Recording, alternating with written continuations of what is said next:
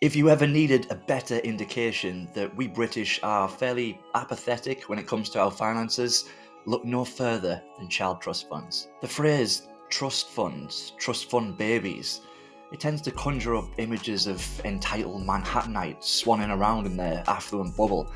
But no, here in the British Isles, a child trust fund is just a rather grandiose title cooked up by Labour for their tax advantage children's savings account. It came with these £250 certificates and started getting dished out in 2005 by Gordon Brown's government. 6.3 million of these accounts were opened, and the government chucked in 2 billion of taxpayer funds. The idea was for every child in the UK to have a pot of savings ready for when they turned 18. Parents, family members could top this up.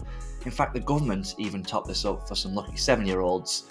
And the hope was that it would teach children about saving, the benefits of having saved money. The scheme was of course scrapped in 2011, but has the legacy of child trust funds been a positive one? Are junior ISAs an improved successor? And is your not-so little one sitting on an unclaimed £2,000 or more? Hi, my name's Andrew, I'm a chartered financial planner, and if you're new here, tap that subscribe button for plenty more to come in future. What could be better than free money, right? Well, just for being born at the right time here in the United Kingdom, you could pick up £250 or more, courtesy of the taxpayer, nicely shielded from tax, and ready to spend just as you're able to get served at the bar. But it would seem that this generation aren't quite as eager to claim their cash as you might think. Since September of 2020, these kids started turning age 18, and yet it's been reported that there are over 671,000 unclaimed matured accounts. That's more than 1.4 billion sitting in unclaimed accounts that hasn't been transferred to ISAs, hasn't been checked in on, and certainly hasn't been spent. It works out as an average of just over £2,000 sitting in these matured accounts. And for someone turning 18 that wants to buy their first car, kickstart their career or education, that could be a real help. And it's not like the government have been silent on this. They put out a press release last year encouraging our young adults to come forward and claim these matured accounts. And there's been parliamentary research papers on the issues around claiming. There's no advantage to the government in people delaying this. They want you to get on and spend it, and it boosts the economy, puts a bit of tax back into the system. But it would seem that many parents, or the young adults themselves, aren't even aware that they have these accounts. Or if they're thinking, well, maybe I did, they'd be unsure of where to track it down. I mean, you can see it, go back to 2005 and you get something through the post to open an account for little Johnny, and you go off to some bank or building society and set that up. Then 19 years later, when you've moved address a couple of times and maybe not kept the best of paper records, you're then thinking, where was that again?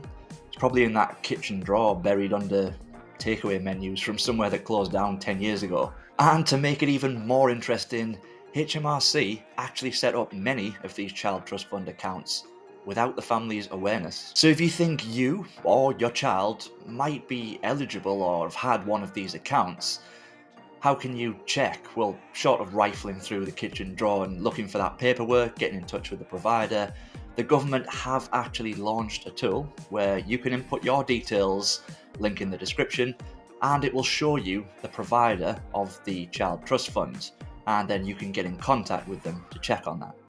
The bigger issue at hand here is probably reflective of our general apathy towards finances. A lot of child trust fund accounts are far from optimal. I mean, it doesn't help that they effectively became dead accounts as of 2011, and competition really hasn't been great. The top paying junior ISA in cash at the minute pays around 4.75% interest a year at the time of this video, whereas many CTF accounts pay significantly less, and sometimes the rate is cut once they mature at age 18. Take one family as an example. They've got a lot of accounts. They picked up some of the old Santander and Abbey accounts. And before 18, they're paying just 3%. But once it's matured, that's cut to 1.5%. But with an 18-year time frame and the forced discipline on access being restricted until that point, It was the perfect type of account to be invested rather than sitting in cash deposits. And many people did this, and I fully appreciate that in the mid-2000s, the options for providers of this type of account were nowhere near as good or competitive as they are today.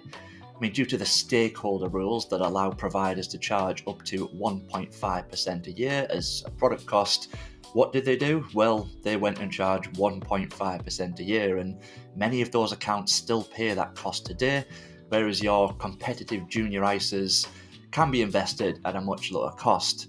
And yes, many of these CTF accounts were invested, but often this was in a UK-based fund rather than maybe a globally diversified fund.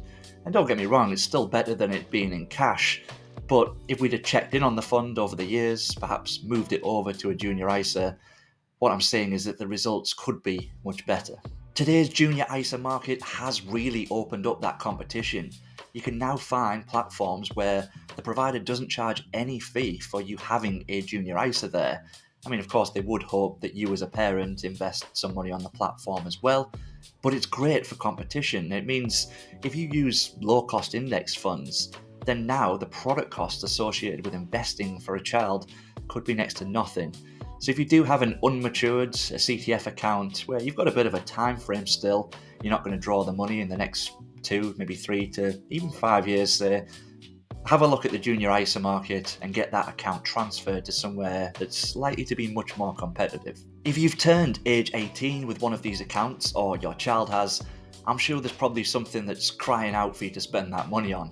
Dad's just bringing round your new car. Oh God, Mum, this is brilliant.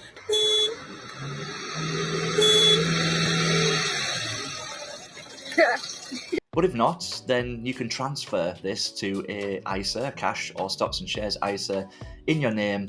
Get that done today. It's very unlikely that a matured CTF account is going to be the best place for your money.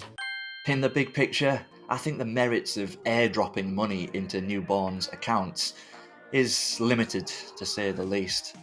It's supposed to be about educating us and getting into the habit of saving, but realistically, many children here aren't even aware, or parents even, that they've got the accounts. How much of an education is that? If we are going to drop money into the accounts of newborn children, why not give them a pension? That forced discipline of 60 years, think of the compounding effects. If we stick that into a global equity index fund and make sure the providers can't take the mick with charges, surely that could take some of the burden of the state providing from us from the current taxpayers' funds once we get to that point. I don't know, just a concept, but I don't think that dropping money into the accounts of children has really had the effect that the government intended. As a parent that has 2 children, I do think there's some merit in teaching your children about saving and investing. It's a good habit generally to be on top of your money. And I think investing particularly can be kind of engaging for children if it's done in the right way. You can talk about them perhaps having an iPhone and then talk about Apple stock, or talk about companies that pay dividends and how that works. And that education can be valuable. I really do think it sets people up for a better future, better options. They tend to be less risk averse and think, oh, investing's gambling. So it can certainly change the course of a child's life. I'm all for it. But I also tend to say when parents are saving, investing for their children, that very often it's probably better to do the bulk of it in your name. You've got an ISA allowance, £20,000. If you're a couple, that's £40,000 a year under today's rules that you can shelter tax-free in your name. If you go and put it in a junior ISA for your child, then the minute they turn 18, they can go and take the lot. And that might not be the best point in their life to suddenly have access to thousands of pounds. I think we all know teenagers that could have made a mess with that. So think about whether, is it right to put it in your child's name, or should you maybe keep the ownership?